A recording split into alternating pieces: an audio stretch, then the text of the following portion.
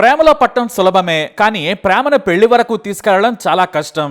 పెళ్ళయ్యాక జీవితాంతం అన్ని కష్టాలను ఓర్చుకుని ప్రేమగా బ్రతకడం మరింత కష్టమైన పని. తమ ప్రేమలో ఎంతో నిజాయితీ ఉంటే తప్ప జీవితాంతం అంతే ప్రేమగా కలిసి ఉండలేరు. తాజాగా హైదరాబాద్ లో ఆత్మహత్య చేసుకున్న ఓ ప్రేమ జంట కథ మరింత విషాదంగా ముగియడం పలువురిని కూడా కన్నీరు పెట్టించింది. ఒకరి కష్టం మరొకరికి అవకాశం అన్నట్లుగా ఉంది లోకం. ఓ అన్న అవసరం కోసం చెల్లిని బలి తీసుకున్నాడు.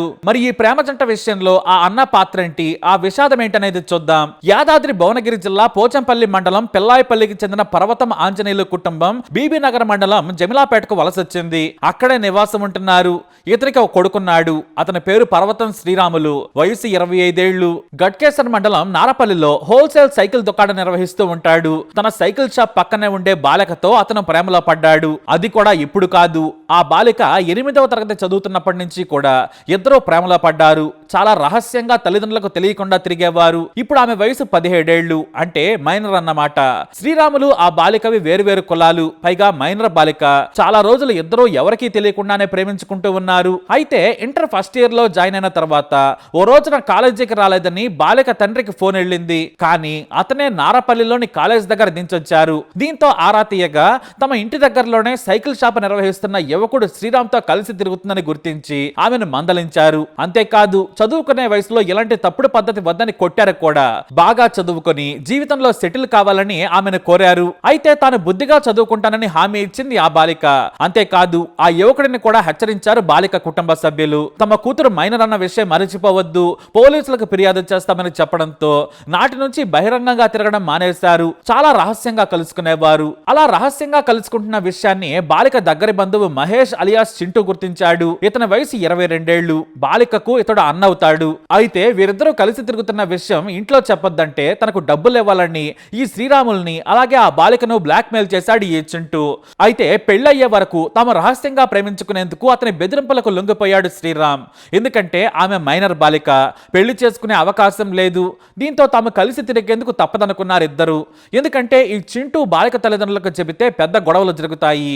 బాలిక మైనార్టీ తీరే వరకు చింటూ చెప్పినట్లు నడుచుకోవాలనుకున్నారు. అయితే చింటూ అడగగానే డబ్బులు ఇవ్వటం మొదలు పెట్టాడు శ్రీరాములు. అతను అడిగినప్పుడల్లా కూడా ఇస్తూనే ఉండేవాడు. దీంతో చింటూకి ఆశ పెరిగింది. తనకు ఏ అవసరం వచ్చినా సరే బ్లాక్ మెయిల్ చేసేవాడు. అంతేకాదు, అతని సోదరుని కూడా బెదిరించేవాడు.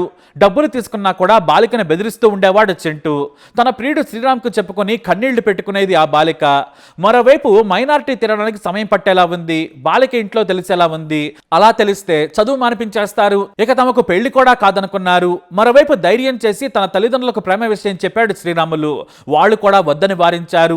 అయినా మైనార్టీ తీరాక పెళ్లి చేసుకోవాలనుకున్నారు. కానీ చింటూ పదే పదే బ్లాక్ మెయిల్ చేయటం మొదలు పెట్టాడు. అతని హారాస్మెంట్ ని తట్టుకోలేకపోయారు. రహస్యంగా కలుసుకోలేక మొదలుపడ్డారు. మరోవైపు చిల్లర డబ్బులకు, పార్టీలకు ఫోన్లు కొనుక్కునేందుకు కూడా శ్రీరామ్ కు కాల్ చేసి డబ్బులు ఇవ్వని బెదిరించేవాడు.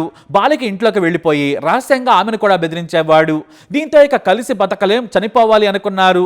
ఇదిలా ఉంటే మరోవైపు ఆ బాలిక తల్లిదండ్రులు మాత్రం తమ కూతురు ప్రేమను వదిలేసింది, తాము చెప్పినట్లే చదువుకుంటుందనుకున్నారు. కానీ ఆమె తన ప్రియుడిని మరిచిపోలేకపోయింది. అయితే ఇద్దరు కూడా బ్లాక్ మెయిలింగ్ తట్టుకోలేక, విడిపోయి బతకలేక కలిసి చనిపోవాలి అనుకున్నారు. జనవరి 6వ తేదీన బాలిక తండ్రి నారపల్లి దగ్గరలో ఉన్న ఇంటర్మీడియట్ కాలేజ్ దగ్గర దించాడు. ఆమె కాలేజ్లోనికి వెళ్ళగానే తండ్రి వెళ్లిపోయాడు. కానీ క్లాస్ రూమ్లోకి వెళ్లకుండానే మళ్ళీ బాలిక బయటకు వచ్చేసింది. తన తండ్రి వెళ్లిపోయాడని గ్రహించి తన ప్రియుడి కోసం వెయిట్ చేసింది. ముందస్తు ప్లాన్ ప్రకారం మేడిపల్లిలోని సెల్ఫ్ డ్రైవర్ సంస్థ నుంచి కారు అద్దెకు తీసుకున్నాడు. కారులో ఇద్దరూ ఉదయం నుంచి వేరువేరు ప్రాంతాల్లో తిరుగుతూ ఉన్నారు. కలిసి కేఫ్లు, ఇతర ప్రాంతాల్లో కూడా తిరిగారు. ఇక సాయంత్రం చనిపోదామనుకున్నారు. అన్నోజీగూడెంలోని ఓ షాపులో 20 లీటర్ల నీళ్ల క్యాన్ కొన్నారు. ఆ తర్వాత ఓ పెట్రోల్ బంకులో 15 లీటర్ల పెట్రోల్ కొన్నారు. అక్కడి నుంచి స్టేషన్ గన్పూర్ రోడ్లోకి వెళ్లారు. చనిపోయే ముందు చాలాసేపు కారులో కూర్చొని మాట్లాడుకున్నారు. ఆ తర్వాత ఇద్దరు పెట్రోల్ ని ఒంటిపై పోసుకొని నిప్పంటించుకున్నారు. అయితే ఆ మంటలను తట్టుకోలేక శ్రీరామ్ కార్ డోర్ తీసుకొని బయటకు వచ్చి ఫుట్పాత్ పక్కన కుప్పకూలిపోయాడు. మరోవైపు కారులోనే ఉన్న బాలిక మంటల్లో చిక్కుకొని బూడిదైపోయింది. స్థానికులు ఫైర్ స్టేషన్ కు, పోలీసులకు కాల్ చేశారు. కానీ ఫైర్ ఇంజిన్ వచ్చేసరికి ఇద్దరు చనిపోయి ఉన్నారు. ఉన్నారు. కారు కూడా పూర్తిగా దగ్ధమైంది. అయితే బాలిక తన తండ్రికి ఆత్మహత్య లేఖను రాసి ఫోటో పంపింది. అంతేకాదు లొకేషన్ కూడా షేర్ చేసింది. ఇక సెల్ఫ్ డ్రైవ్ సంస్థ ప్రతినిధులు ఘటనా స్థలానికి చేరుకొని మృతుడి వివరాలను పోలీసులకు అందించారు. పోలీసులు మృతుడి కుటుంబ సభ్యులకు సమాచారం అందించారు. అయితే బాలిక తండ్రి ఓ ఆత్మహత్య లేఖను పోలీసులకు అందించాడు. వివరాలు సేకరించిన పోలీసులు చింటూ బ్లాక్ మెయిలింగ్ వల్లే చనిపోయారని నిర్ధారించారు. అయితే శ్రీరామ్ అతని ప్రియురాలు ఆత్మహత్య చేసుకున్నారని తెలియగానే చింటూ పారిపోయాడు. అతని కోసం పోలీసులు గాలిస్తూ ఉన్నారు. తమ ఒక్కగానొక్క కూతురు చనిపోవడానికి కారణం చింటూనని తెలుసుకున్న కుటుంబ సభ్యులు అతని ఇంటిపై దాడి చేశారు. చింటూ లేకపోవడంతో అతని తండ్రిని కొట్టారు. ఒక్కగానొక్క కూతురిని ప్రాణంగా పెంచుకున్నాం, ఇలా చనిపోతుందనుకోలేదని బాలిక తల్లిదండ్రులు కన్నీటి పర్యంతమయ్యారు. మరోవైపు శ్రీరామ్ తల్లిదండ్రులు కూడా తల్లడిల్లిపోయారు. తన కొడుకు చనిపోవడంతో వారిని ఆపటం ఎవరి తరం కాలేదు. ఇక ఉద్రిక్తతల మధ్య బాలిక అంత్యక్రియలు చేశారు తల్లిదండ్రులు. బాలిక స్నేహితులు, కుటుంబ సభ్యులు భారీగా తరలివచ్చి నివాళులు అర్పించారు.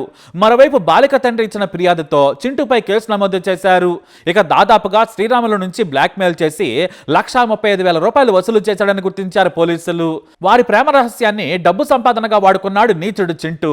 మైనర్ బాలిక కావడంతో శ్రీరాములు అతను బెదిరించినప్పుడల్లా కూడా డబ్బులిచ్చినా కూడా ఇద్దరిని బలి తీసుకున్నాడు. మొదట దీన్ని కారు ప్రమాదం అనుకున్నారు పోలీసులు. కానీ ఆత్మహత్య కేసు అని తెలిసి షాక్ అయ్యారు.